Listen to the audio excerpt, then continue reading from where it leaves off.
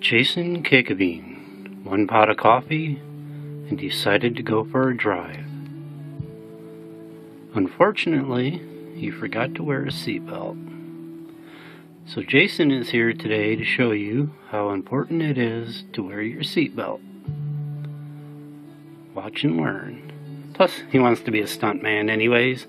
He likes flying. He doesn't want to miss his flight.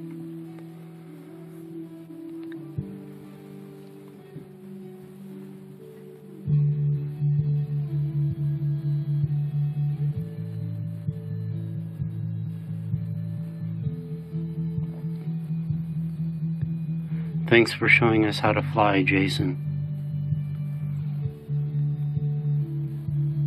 And thank you, Mitchie, for showing me this program.